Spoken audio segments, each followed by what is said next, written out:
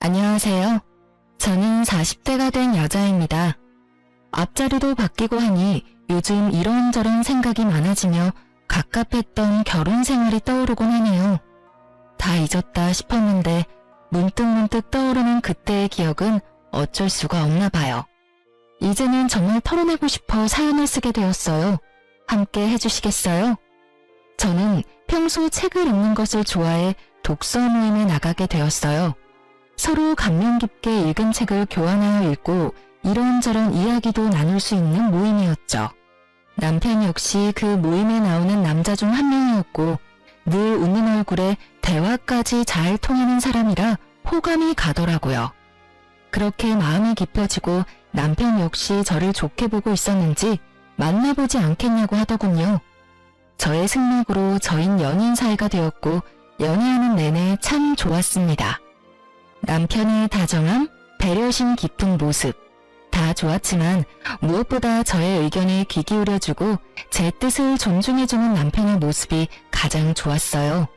저흰 그 흔한 감정 싸움 한 번도 하지 않고 결혼까지 하게 되었죠. 순탄한 결혼이었어요. 결혼 준비를 할 당시 남편과 전 간소하게 하고 싶었는데 둘 다 외동이라 내심 걱정이 되더라고요. 아무래도 양가 부모님께서 바라는 게 많진 않을까 하고요.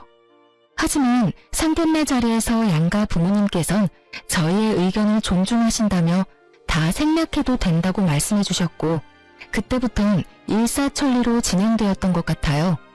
좀 걸렸던 것이 있다면 시모의 말투였는데요. 좀 강압적이라고 해야 할까? 명령조가 입에 붙었다고 해야 할까? 하여튼 그런 말투가 마음에 걸리긴 했지만 그 강압이 저를 향하는 것도 아니고 그저 말투가 그런 것이기에 대수롭지 않게 생각하고 그냥 결혼하게 되었어요. 그렇게 행복한 신혼이 지나고 남편에게서 큰 문제점이 보이기 시작했어요. 결혼을 하기 전에 배려가 넘치고 제 의견을 적극 수용해주는 사람이라고 생각했는데 막상 결혼해서 살다 보니 그게 아니더군요. 남편은 제 의견을 적극 수용해주는 것이 아니라 그냥 의견 자체가 없는 사람이더라고요. 처음엔 그냥 그런 사람도 있고 이런 사람도 있다고 생각하며 잘 지내보려고 했어요. 큰 단점이 아니라고 생각했으니까요. 그런데요, 의견이 없는 사람과 산다는 것, 그건 생각보다 더 고된 일이었습니다. 여보, 그러면 우리 적금 만기된 거 어떻게 했으면 좋겠어? 투자했으면 좋겠어? 아니면 다시 적금으로 묶어뒀으면 좋겠어? 그게... 당신은 어떻게 했으면 좋겠어? 글쎄, 나도 고민스러워서 당신한테 물은 건데 일단 이건 좀 더 고민해보자. 그리고 이번에 어머님 생신 땐 어떻게 하면 좋을까? 어머님이 편한 대로 하라고 하긴 했는데 그래도 집에서 모시면 더 좋아하시겠지? 아닌가? 혹시 드시고 싶으신 게 따로 있는 건가? 당신 어머님한테 따로 뭐 들은 말 같은 거 없어? 뭔가 드시고 싶다든지 필요하다든지 그런 이야기 말이야. 엄마가 편한 대로 하라고 했으면 왜 시켜도 될 것 같긴 한데. 아닌가? 집에서 먹는 게 더 좋은가? 나도 따로 들은 이야기가 없어서 잘 모르겠네. 당신 편한 대로 해. 늘 이런 식이었어요. 제가 편한 대로 하는 것도 한두 번이죠. 기계랑 대화하는 것도 아니고 늘 같은 대답만 하니 정말 답답하더라고요. 시간이 지나니 같은 말만 답하던 남편은 저에게 자신의 사소한 것 하나까지 묻기 시작하더군요. 여보, 나 차 고장나서 수리 맡겼거든? 그런데 며칠 걸린다네. 아, 그래? 그런데 표정이 왜 그렇게 안 좋아? 혹시 사고 나서 고장난 거야? 어디 다쳤어? 아니, 그런 건 아닌데 나 출퇴근할 때 있잖아. 버스 타야 할까 택시 타야 할까? 지하철도 있지? 뭐 타고 가는 게 좋을까? 뭐? 그것 때문에 표정이 그렇게 심각한 거야? 그게 고민스러워서 난 정말 이런 거 결정하는 거 너무 힘들어. 뭘 그렇게 고민해. 최단 경로 검색해서 나오는 대로 타고 가. 그러면 되지. 그런 방법이 있었지? 그래, 알겠어. 이때까진 대수롭지 않게 생각했던 것 같아요.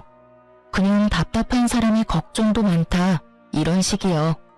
그런데 어느 날은 양말을 보면 가만히 서 있더라고요. 원래 신던 양말들이 오래되어 새로 주문해서 넣어뒀던 터라 무슨 문제라도 생긴 건가 하는 마음에 남편의 옆으로 갔어요.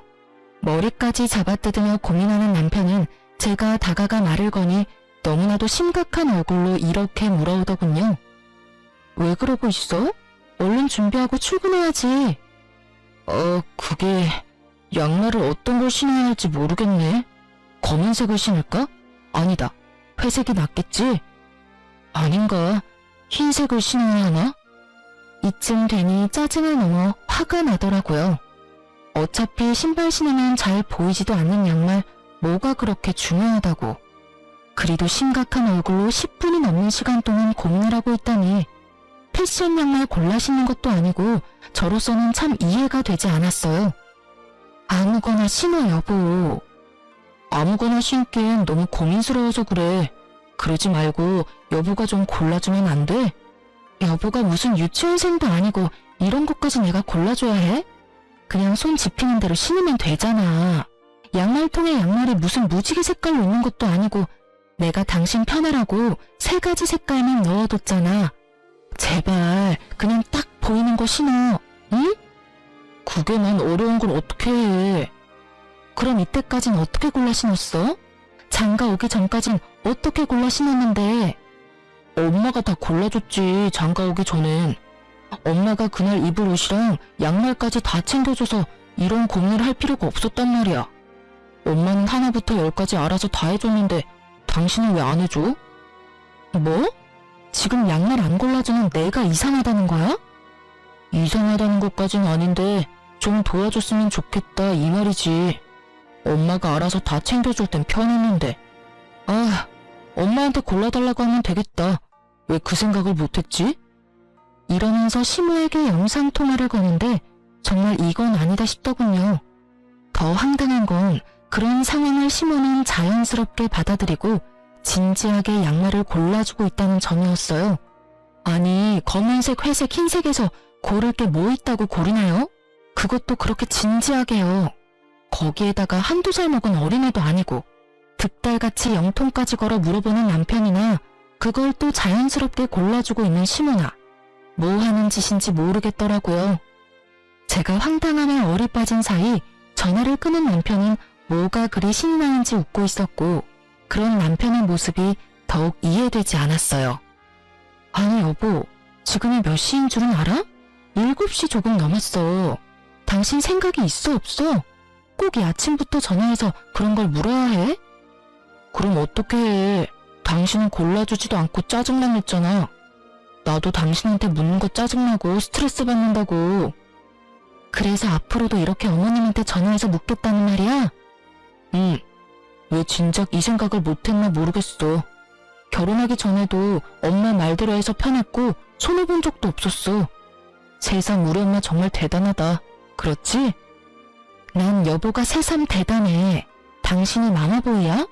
어떻게 하나부터 10까지 어머님한테 다 묻고 살겠다는 거야? 그것도 결혼까지 한 사람이. 당신은 한 집안의 가장이야. 알고는 있어? 마마보이라니. 당신 말이 좀 심한 거 아니야? 난 그저 고민하느라 흘려보내는 시간도 아깝고 거기에서 오는 스트레스도 싫을 뿐이야. 엄마한테 묻기만 하고 엄마가 시키는 대로만 하면 뭐든 다 좋아지는데 그게 왜 마마보이야? 이건 당연하고 합리적인 선택이라고 하는 거야. 알겠어? 앞으로는 당신 대신 엄마한테 물을 테니 그런 줄 알아.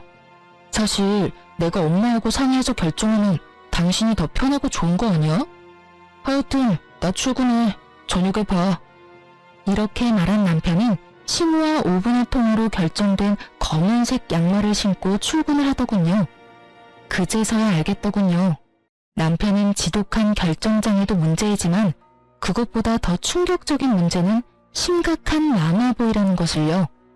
한번 영상통화에 포문을 연 남편은 틈만 나면 시모에게 전화를 하기 시작하더라고요.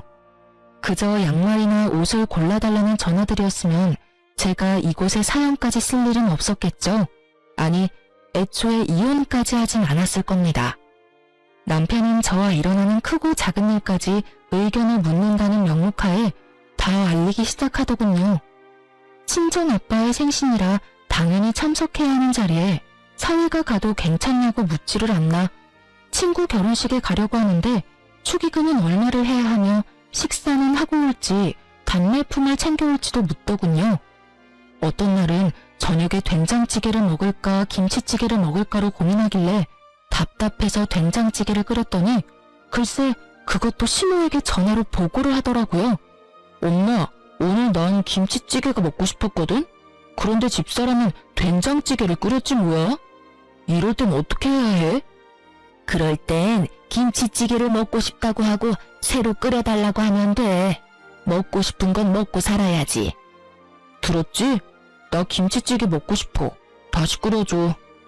제 심정이 어땠을지 상상이 되시나요? 정말 보글보글 끓고 있는 된장 뚝배기로 남편 휴대전화를 부숴버리고 싶은 심정이었어요. 남편은 서서히 자신의 문제를 넘어 부부 사이의 문제까지도 시모에게 묻고 시모가 시키는 대로 하기 시작했고 당연히 저와 남편은 싸움이 잦아지게 되었어요. 일이 그렇게 되니 전 당연히 시모의 미움을 한몸에 받게 되었고 처음엔 남편을 통해 저에게 말을 전하던 시모는 어느 순간부턴 남편과의 전화를 끊어버리고 저에게 바로 전화를 걸어 푼수질을 하기 시작하더라고요. 아가, 너 요즘 우리 아들한테 잔소리를 그렇게 한다면서? 집안에서 여자 목소리가 너무 커도 좋지 않은 법이다. 나 봐라, 얼마나 내조를 잘하니? 날 보고 좀 배우렴. 그리고 앞전에 우리 아들 입고 왔던 옷은 영 별로더라. 그거 버리고 베이지 계열 옷 사다 입혀. 우리 아들은 그런 색 입히는 게 잘 받아. 알겠니? 이런 식으로요. 저에게 할 말을 어디 메모라도 해놨다가 몰아붙이는 것도 아니고 2, 3일에 한 번씩 전화가 와서 다다다 자기 할 말만 하고 끊어버리는데 정말 이건 아니다 싶더라고요. 아주 시댁의 시자만 들어도 치가 떨리는 상황인데 참고 있던 저의 인내심을 뚝 끊어버리는 일이 일어나고야 말았습니다. 그날도 다른 날과 마찬가지로 퇴근을 하고 기쁜 마음으로 집으로 돌아왔어요. 집엔 불이 환히 켜져 있었고 전 당연히 남편일 거라 생각했어요. 하지만 저희 집엔 남편은 없었고 누구보다 자연스럽게 주방에서 요리를 하고 있는 어머님이 있더라고요. 전 결혼을 하기 전부터 이건 절대 안 된다고 생각했던 것 중 한 가지가 이것이었어요. 시댁 식구뿐 아니라 친정 식구들이라도 부부의 공간엔 함부로 들어오는 것은 절대 안 된다고요. 왜 막장 드라마에도 그런 장면들이 가끔 나오잖아요.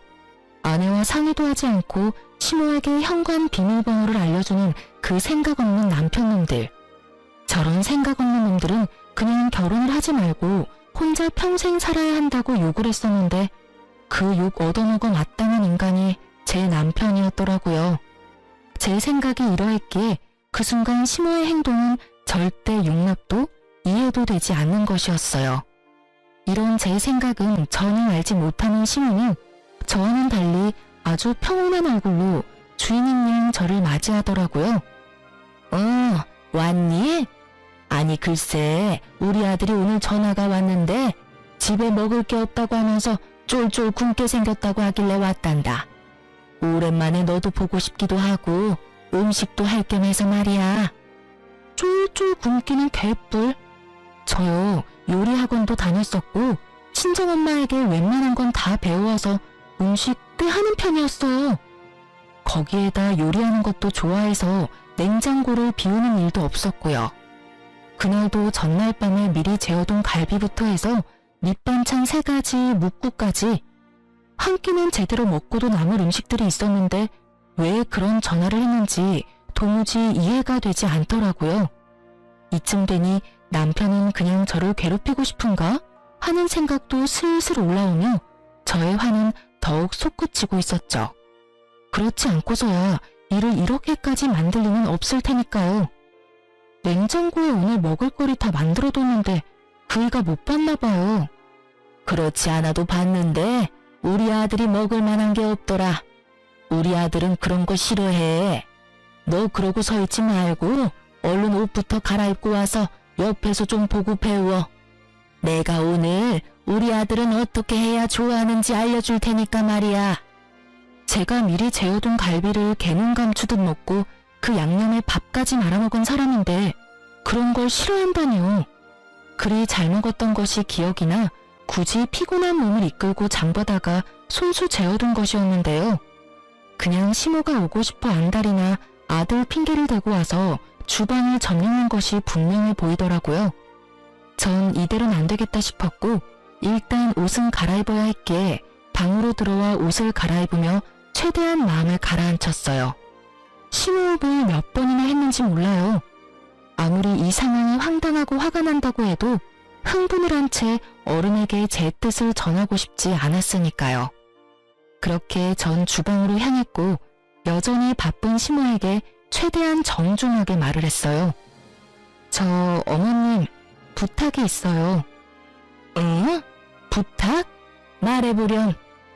앞으로는 저한테 먼저 연락하고 오시면 안 될까요? 그러면 제가 일찍 마치고 와 있을 수도 있잖아요. 오늘처럼 이렇게 아무도 없는 집에 들어와 있는 건 아무래도 제가 좀 그래요, 어머님. 부부 공간이기도 하고 집안 꼴이 엉망일 수도 있고요. 부탁 좀 드릴게요. 최대한 좋게 이야기했다고 생각했는데 시모는 그저 제 모든 것이 마음에 들지 않는다는 듯 들고 있던 국자까지 바닥에 내팽개치며 노발대발하기 시작하더군요. 뭐야? 내가 너 좋게 대해보려고 했는데 정말 안 되겠구나. 네가 뭔데 나한테 오라가라 하니? 여기 내 아들 집이야. 내 아들 집에 내가 오겠다는데 네가 뭔데? 제 집이기도 하니까요. 이 집 살 때 어머님 아들 돈만 들어간 거 아니고요. 제 돈도 반틈 들어갔으니 어머니 따지면 저희 부부집이죠. 아, 그러니까 네 말은 그까짓 알량한 몇 푼 보탰으니 네 집이기도 하다. 이 말이지? 그래서 나보고 앞으로는 발길도 하지 말라. 이 말이 하고 싶은 게야? 아니요. 아예 오지 말란 말이 아니라 언제든 와도 상관없는데 연락은 주고 오면 좋겠다. 이 말이에요. 이렇게 집주인도 없는데 들어와서 이러고 계시는 거 제 입장에선 좀 곤란해요. 기분도 사실 좋진 않고요. 내가 기가 막혀서 아니 다 됐고 그래서 얼마 보탰니? 이 집 사는데 네가 보탠 돈이 얼마야? 그건 왜 물어보세요? 내가 그 돈 줄 테니 그 돈 받고 내가 앞으로 비밀번호를 누르고 이 집에 들어오든 배를 누르고 들어오든 아무 상관도 하지 말아라. 그깟 돈 얼마나 된다고? 네 집? 부부집이라고? 그게 어른한테 할 말이야? 그것도 시어머니한테? 정말 이 말을 듣는데 심장이 빨리 뛰기 시작하는 것이 느껴지더군요. 어른도 어른 나름이지. 더는 대접을 해줄 필요가 없다고 느낀 저는 그때부턴 참지 않고 시모에게 대응하기 시작했어요. 아니요, 그럴 필요까진 없고요. 제가 남편이 보탠 돈 돌려줄 테니 앞으론 이 집에 발길도 하지 마세요. 그렇게 되면 서로 얼굴 붉힐 일도 없고 좋을 것 같네요. 시모 입장에선 제 말이 심하다고 느껴질 수도 있다고 생각하기는 합니다. 하지만 애초에 처음부터 제가 나쁘게 말한 것도 아니었고 좋게 이야기했음에도 불구하고 말이 통하지 않으니 좋게 이야기할 필요가 없다는 생각이 들더라고요. 그리고 다툼이 생기더라도 이참에 확실히 해놓지 않으면 앞으로 살면서 계속 이 문제로 크고 작은 언쟁이 오갈 것이 분명했기에 좀 강하게 나갔던 것 같아요. 시모는 이런 상황은 예상도 하지 못했는지 표정이 확 바뀌기 시작하더니 그때부턴 마구잡이 폭언이 시작되더라고요. 이 미친 것이 뭐야? 뚫린 입으로 한다는 말이 뭐? 발길도 하지 말아달라고? 오냐오냐 했더니 인연이 시댁 무서운지 모르고 말짓거리지? 너 오늘 잘 걸렸다. 오늘 내가 너 그 썩어 빠진 정신머리 확 뜯어 고쳐주마. 꿇어. 얼른 무릎 꿇고 돈이 발휘될 때까지 빌어. 얼른. 제가 왜요? 제가 뭘 잘못해서 무릎까지 꿇어야 하나요? 전 절대 무릎 꿇을 생각도 손이 발휘될 때까지 빌 생각도 없어요. 아니, 애초에 잘못은 어머님이 하셨잖아요. 요즘 아무리 자식 집이라고 해도 아무도 없는 집에 이렇게 막무가내로 들어오는 부모님들이 어디 있어요. 저희 친정 부모님들은요, 사위 불편할까 싶어서 집에 찾아오지도 않으시고 친정으로 부를 때도 사후 일정 2번, 3번씩 물어보시고 컨디션 체크까지 해서 부르세요. 그런데 어머님은 제가 뭘 그렇게 잘못했다고 욕하면서 무릎까지 꿇으라고 하냐고요. 기어코 저의 입에선 쌓인 말들이 쏟아져 나와버렸고 제 말을 듣고 있던 시모는 사연엔 차마 쓰지 못할 욕을 하기 시작하더군요. 각종 동물의 새끼들이 난무하고 제 어깨를 손가락으로 밀치기까지 하는데 차마 상종 못할 인간이라는 생각이 딱 들더라고요. 그래서 전 대화가 시작되기 전 혹시 모를 상황에 대비해 녹음 중이던 휴대전화를 버젓이 시모의 얼굴에 내밀었어요. 그러니 또 시모가 노발대발하며 물어오더라고요. 너 지금 뭐하니? 설마 녹음하니? 네, 다 녹음하고 있어요. 혹시나 하는 상황이 오면 이런 것도 다 증거가 된다고 하더라고요. 그래서 미리미리 증거 확보하고 있어요. 사실 증거용으로 녹음한 것은 아니었고 남편에게 네가 오늘 나에겐 단 한마디 상의도 없이 시모에게 현관 비밀번호를 알려줘서 이런 상황까지 왔다는 것을 들려주려고 녹음한 것이었는데 이게 이런 식으로 쓰일 줄은 저도 미처 알지 못했네요. 하여튼 시모는 본인이 생각해도 말이 심해도 너무 심했다 싶었는지 이때부턴 말은 하지 않았고 말 대신 눈으로 욕을 하기 시작하더군요. 그러면서 본인이 만든 음식과 식탁 위에 올려져 있던 한약을 챙기며 이렇게 말하더라고요. 내 아들 먹이려고 한 음식 네 입에 들어가는 꼴은 못 보겠으니 다 챙겨가서 내 아들 먹이마. 그리고 이 한약은 너 임신 잘 되라고 비싼 돈 주고 지어온 한약인데 네 말대로 혹시 모르는 상황이 올 수도 있으니 이것도 가지고 가마. 네, 그렇게 하세요. 그리고 다음부턴 연락은 꼭 하고 오시고 빈집에는 들어오지 마세요. 못된 년 같으니라고 오라고 부탁을 해도 앞으로는 올 일 없을 것이다. 오늘 네가 나한테 어떻게 했는지 잊지 말렴. 내 기필코 네가 땅을 치고 후회하게 만들어줄 테니. 마지막까지 대화를 욕으로 마무리한 시모는 현관으로 향했고 그 순간 퇴근하고 돌아오는 남편과 마주하게 되었죠. 머리끝까지 화가 난 시모는 남편을 지나쳐 나가버렸고 남편은 심상치 않은 분위기를 감지했는지 집으로 들어오려던 발걸음을 돌려 그대로 시모를 따라가 버리더라고요. 기가 얼마나 막히는지 그저 코웃음만 나더군요. 전 이때부터 심각하게 이혼을 고민하게 되었어요. 사랑? 물론 남편을 사랑하긴 했었죠. 그러니 결혼까지 하게 되었던 거고 그때껏 모진 수모도 참아왔던 거고요. 하지만 그 사랑이란 감정도 많은 실망들로 인해 식어버린 지 오래였고 무엇보다 저딴 인격의 시모를 진심으로 존경하며 잘 살 자신이 없었어요. 제 고민이 깊어지는 사이 일주일이 지났고 그렇게 가버린 남편은 연락도 없이 돌아오지 않고 있었어요. 하루 이틀이야 저 역시 머리가 복잡했기에 돌아오지 않는 남편을 보며 차라리 잘 됐다는 생각도 했었지만 그것이 3일이 되고 4일이 되더니 기어코 일주일 찍고 나니 아무리 그래도 이건 아니라는 생각이 들더라고요. 그래서 전 끝을 내더라도 얼굴을 보고 끝을 내야겠다는 생각에 시댁으로 찾아가게 되었어요. 시댁에 도착을 하니 어떤 젊은 여자가 시댁 문을 열고 들어가고 있었는데 한눈으로 봐도 처음 보는 여자인데 자연스럽게 열린 대문으로 들어가고 있더라고요. 누구인지 떠올리는 것도 잠시 제대로 닫히지 않은 대문을 열고 시댁으로 들어갔고 현관문도 열어보니 잠겨있지 않아 인기척을 내며 들어가려는 순간이었어요. 임신이라는 단어가 제 귀에 와서 딱 박히는 순간 전 모든 행동을 멈추고 시모와 젊은 여자의 대화를 엿듣기 시작했어요. 그러니까 임신은 언제든 가능하다 이 말이죠? 그거 참 다행이네요. 네, 병원에서 자궁도 건강하고 다른 문제점도 없다고 했어요. 결과지는 여기 있어요. 좋네요. 아유, 한 번에 임신이 되면 얼마나 좋을까. 내 나이도 있고 아들도 그렇고 빨리 손주가 보고 싶거든요. 오죽했으면 이런 짓까지 하겠어요. 이야기를 들어보니 시모가 드디어 정신이 나갔는지 대리모를 들인 것 같더라고요. 당장이라도 그 잘난 아들 이혼이라도 시키고 싶은데 저에게 이혼 사유는 없고 그렇다고 제가 호락호락 이혼을 받아들이지 않을 것이 분명하고, 그런 와중에 손주는 빨리 보고 싶은데 제 피가 섞인 손주는 보고 싶지 않았던 시모가 이 미친 짓을 꾸민 것이었어요. 이런 정신 나간 일에 남편의 뜻은 어땠는지 생각할 필요도 없었어요. 그 인간은 엄마 말이라면 똥이라도 처먹을 그런 인간이었으니까요. 아, 약은 잘 챙겨 먹고 있죠? 이 한약 유명한 한의원에서 지어온 임신 잘 되는 약이에요.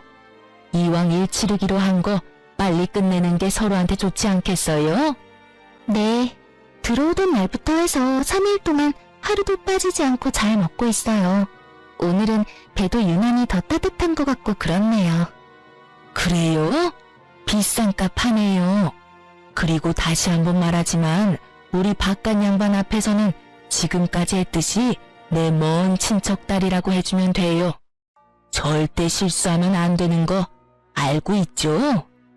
네, 그럼요. 실수하지 않도록 할게요. 걱정하지 마세요.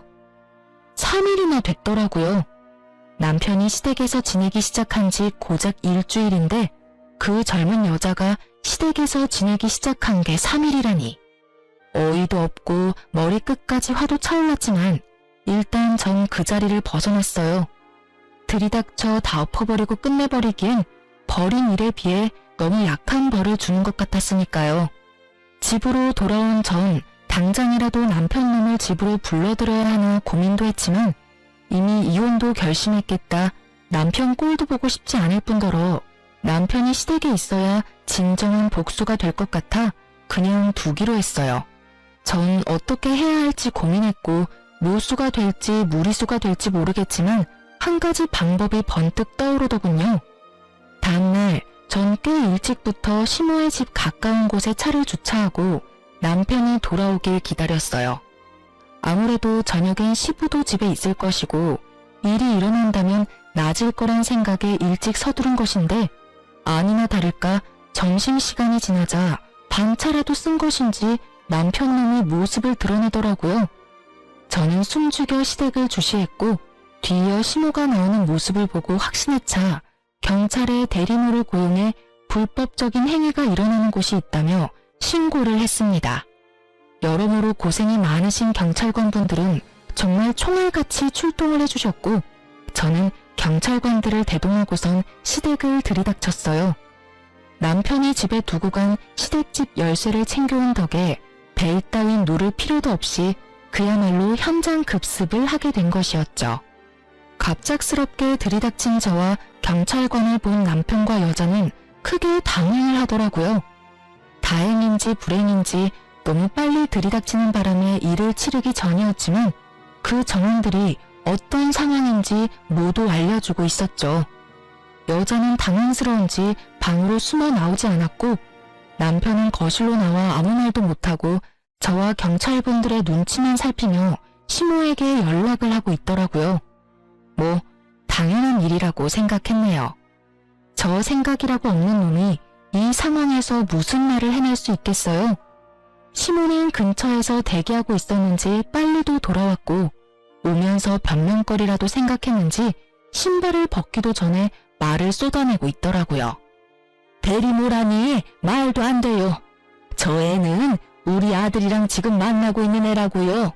에? 유부남 아닌가요? 여기 이분이 부인이라고 하던데요.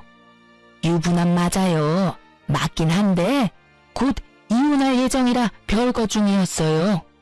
아무래도 며느리가 큰 오해를 하고 신고까지 한 모양인데 절대 그런 거 아니니 이만 돌아가 주세요. 이혼이라뇨? 전 이혼에 관해선 이야기 들은 적도 없는걸요. 다툰 건 남편이 아니라 어머님이랑 다퉜고 집 나간 남편이 일주일째 집에는 오지도 않고 시댁에 있었던 건 맞는데 이혼 이야기는 한 적도 없어요. 상반되는 주장에 경찰관은 이러지도 저러지도 못하는 상황이 되어버렸어요.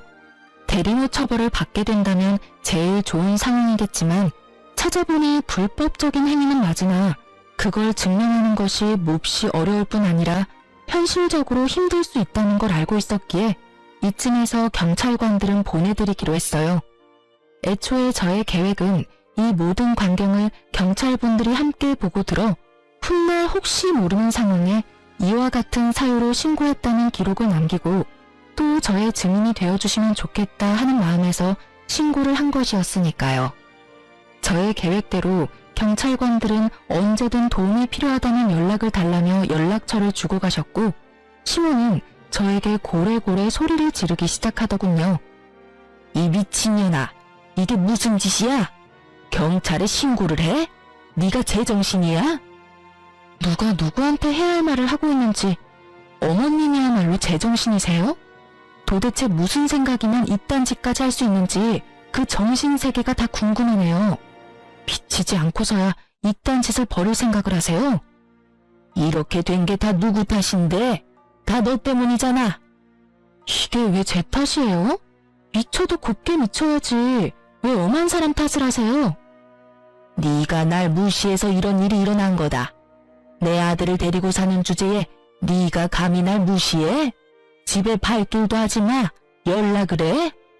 네가 내 말만 잘 듣고 그따위로 굴지만 않았어도 내가 이렇게까지 하진 않았을 거다. 이 모든 게 다 날 무시한 너 때문에 일어난 결과다. 이 말이야. 알겠니? 정말 정신이 나간 사람처럼 눈을 뒤집고 억지를 부리던 시모는 방에 숨어 떨고 있던 여자를 끌고 와 자신의 옆에 세우더니 이렇게 말하더군요. 난 얘를 내 며느리로 맞을 예정이니 넌 그런 줄 알고 당장 내 아들이랑 이혼해. 당장! 이혼하라고 하면 누가 겁낼 줄 아세요? 그깟 이혼 그렇지 않아도 할 거라고요. 돈 두둑하게 준비해두는 게 좋을 거예요. 저 소송에 하는 한이 있더라도 위자료 청구는 꼭 할 거니까요. 위자료? 우리가 왜 위자료를 줘야 하니? 그런 돈 먹고 죽으라고 해도 없다. 내 말 못 들었니? 우리 아들 이 여자랑 결혼시키려면 돈 들어갈 데가 한두 군데가 아닌데 너한테 줄 돈이 있겠니? 헛꿈 꾸지 말고 그냥 조용히 이혼이나 해. 알겠어? 아줌마, 법이 뭐 아줌마 뜻대로 마음대로 다 될 줄 아세요? 헛꿈은 아줌마가 꾸고 계시네. 꿈 깨세요. 재혼은 무슨? 이혼이나 제대로 하고 아들 재혼시킬 생각을 해야지. 시모의 말이 저도 어이가 없었는데 그 여자도 어이가 없긴 없었는지 두려움에 떨던 모습은 온데간데 없이 사라지고 크게 화를 내며 말하기 시작하더라고요. 잠시만요. 아줌마, 지금 무슨 소리 하시는 거예요? 결혼이라니. 제가 언제 결혼한다고 했어요? 전 그저 일을 하러 온 것뿐이라고요. 여자의 반박은 예상하지 못했는지 시모가 크게 당황하며 여자를 설득하기 시작하더라고요. 시모의 설득에도 여자의 마음을 돌리기엔 부족해 보였지만요. 그게 아가씨 잘 생각해봐요. 우리 집 이 정도면 꽤 사는 편이고 우리 아들 능력도 좋아. 아가씨도 이런 일이나 하는 것보단 결혼해서 아기 낳고 안정적으로 사는 게 더 좋지 않겠어요? 며칠 되진 않았지만 내가 아가씨가 마음에 들어서 그래. 우리 바깥 양반한테야 사실 먼 친척이 아니라 친구 딸이었다고 둘러대면 되는 거고. 어때요? 좋지 않아요? 좋기는요? 제가 비록 돈이 급해서 이런 제안을 받아들이긴 했지만 이딴 남자랑 결혼할 생각은 죽어도 없다고요. 거기에다가 이런 시어머니라니 제가 미쳤어요? 그리고 유부남이라니 이혼남이라고 했잖아요. 이혼했는데 자녀는 꼭 보고 싶어서 어쩔 수 없이 이런 방법까지 찾게 됐다면서 그래놓고선 기막혀서 정말. 저 그만둘게요. 어차피 그 한약만 먹었다 뿐이지 일은 시작도 못했고 돈도 못 받았으니까 없던 걸로 치자고요. 그럼 전 가볼 테니 집안일은 알아서들 해결하시라고요. 아가씨, 그러지 말고 다시 생각해봐요. 몇 번을 생각해도 제 생각은 변하지 않으니 이것 좀 놓으시라고요. 간절하게도 매달리는 시모의 팔을 뿌리친 여자는 자신의 짐을 챙겨 현관문을 열었고 그 순간 사람들이 우르르 넘어지듯 시댁으로 들어오는 것이 아니겠어요? 알고 보니 조용한 동네에 경찰들이 왔다 갔다 하니 궁금했던 동네 사람들이 시댁 앞으로 서성이기 시작했고 궁금증을 참지 못했던 몇몇 분들이 열린 대문으로 들어가기 시작하자 뒤따라 많은 사람이 들어오게 되었고 그렇게 모인 사람들은 현관 앞에 귀를 세우고 모든 대화를 엿듣게 된 것이었어요. 동네에서 온갖 고상한 척은 혼자 다 하며 시모 홀로 저 세상 우아한 척은 다 하고 다닌 것을 아는 저로서는 참 눈물나게 웃긴 상황이었지만 시모에겐 그만큼 치욕스러운 일이 없는지 얼굴이 홍당무처럼 붉어졌더라고요. 이게 무슨 개망신이야? 다들 뭘 보고 있어요? 당장 나가지 못해요? 시모의 호통에 다들 밖으로 나가긴 했지만 눈빛들이 초롱초롱한 걸 보아하니 중요한 내용은 다 들은 것 같더라고요. 시모는 이런 상황 역시 전부 제 탓으로 돌리고 싶은지 저에게 또 온갖 말을 쏟아내더라고요. 이게 다 니년 때문이라고. 이게 무슨 망신이야? 이제 동네에 얼굴을 어떻게 들고 다니냐 이 말이다. 이 와중에도 제 탓인가요? 정말 이 정도는 병이에요. 나한테 이러고 있을 시간에 병원이라도 가보는 건 어때요? 요새 정신병은 생각보다 좋다고요. 무엇이 어쩌고 저째? 너 내가 가만둘지 알아? 너 이렇게 독하고 되바라지지 못한 년이라고 다 소문내고 다닐 거다. 그렇게 되면 네가 얼굴이라도 똑바로 들고 다닐 수 있을지 알아? 네 인생 거기에서 끝이다 이거야. 아줌마, 명예훼손이라는 죄가 생각보다 커요. 그러다 제가 합의라도 안 해주면 어디 가야 하는지는 잘 알고 있죠? 깜빵 가야 해요, 깜빵. 뭐 생활비 안 들고 좋긴 하겠네요. 머리채 정도는 잡혀줄 요량으로 한 말인데 시모는 아무 말도 하지 못하고선 목덜미만 잡고 곡소리를 내고 있더군요. 마음에 담아뒀던 말도 다 했겠다. 상황을 보니 제가 거기에서 더 할 일은 없어 보이더라고요.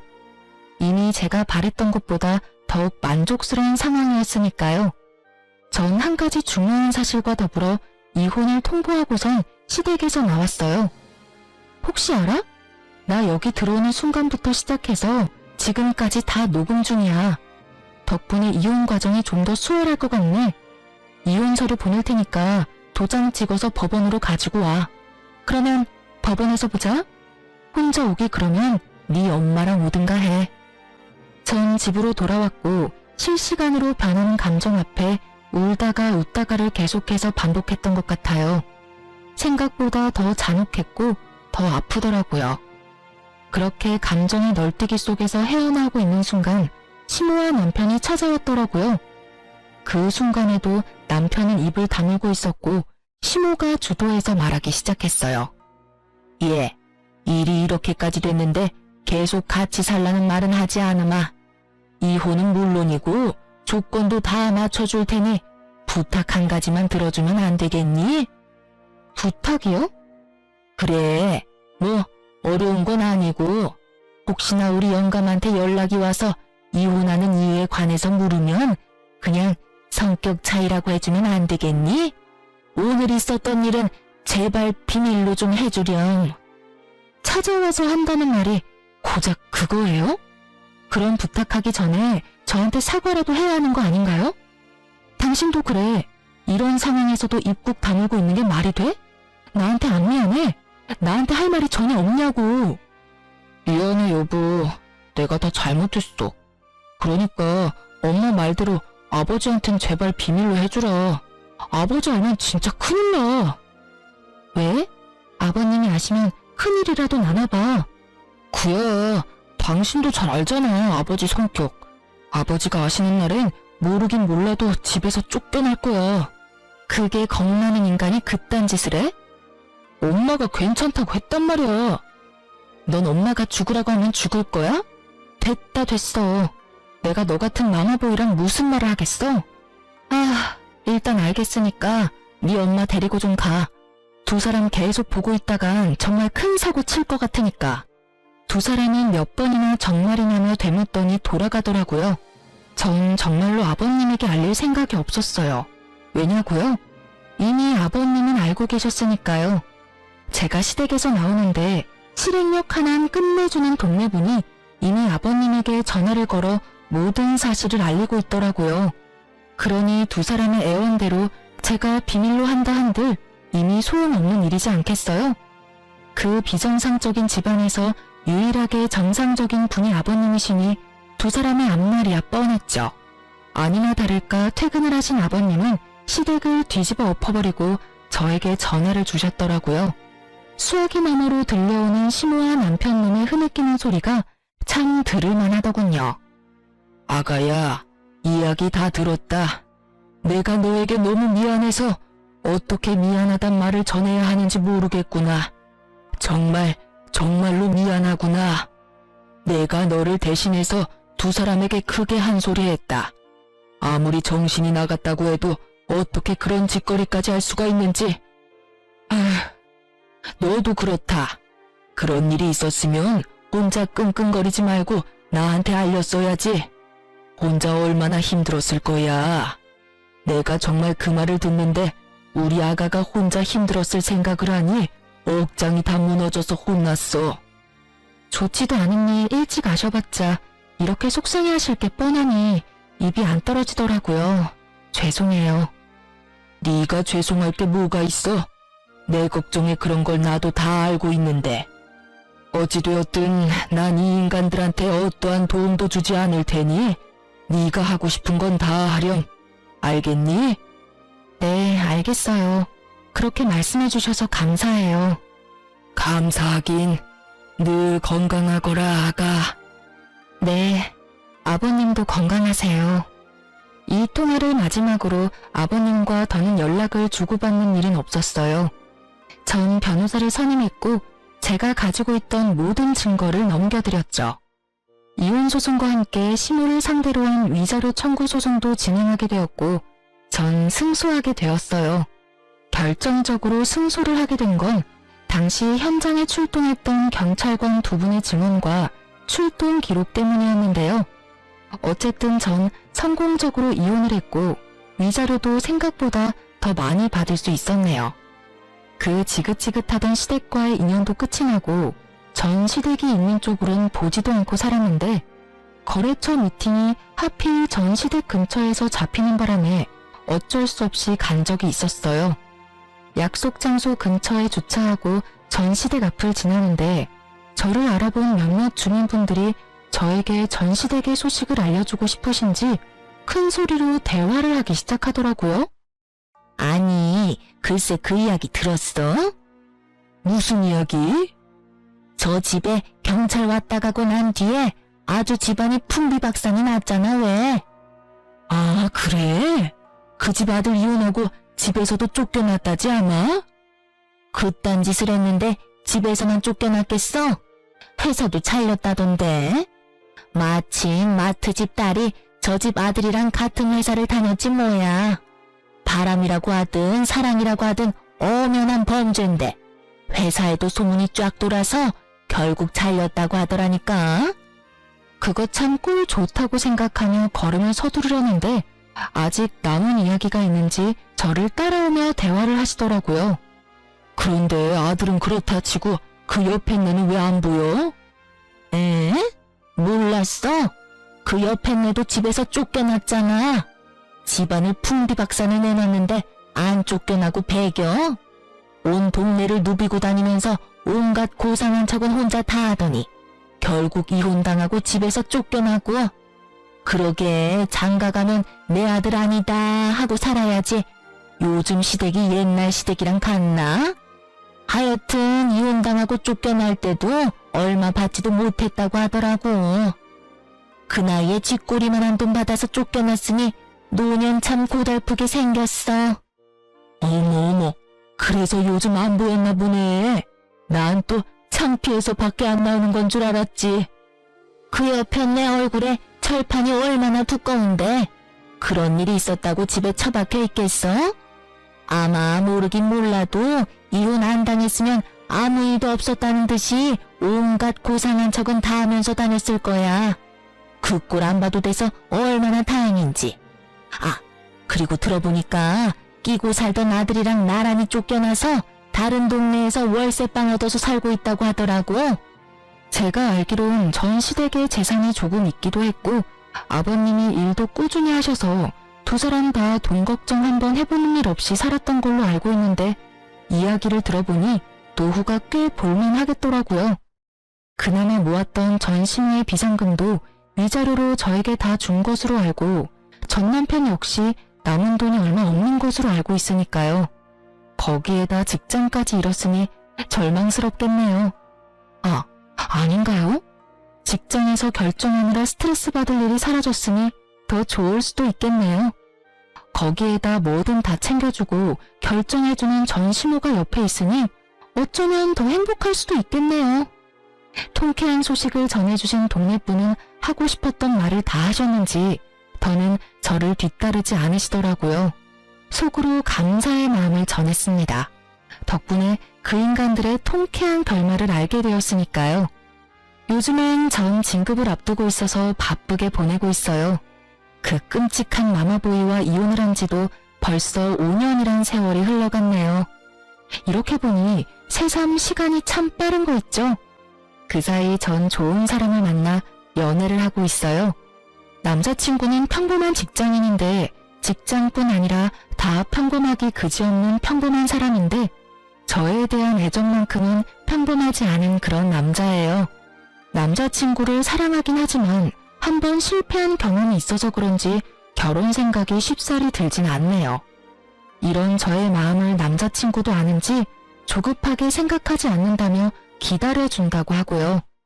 뭐 이렇게 연애만 해도 좋다고 하니 일단 지금 이 순간을 즐기며 2번 실패하는 일은 없도록 신중하게 고민해 보려고요. 이로써 저의 사연은 끝이 났네요. 어떠셨을지 모르겠어요. 전 다른 분들 사연을 들을 때 함께 욕도 하고 통쾌해하며 사연을 듣곤 했었는데 여러분도 그러셨나요? 어쨌든 저의 긴 사연 들어주셔서 감사합니다. 좋은 하루 되세요.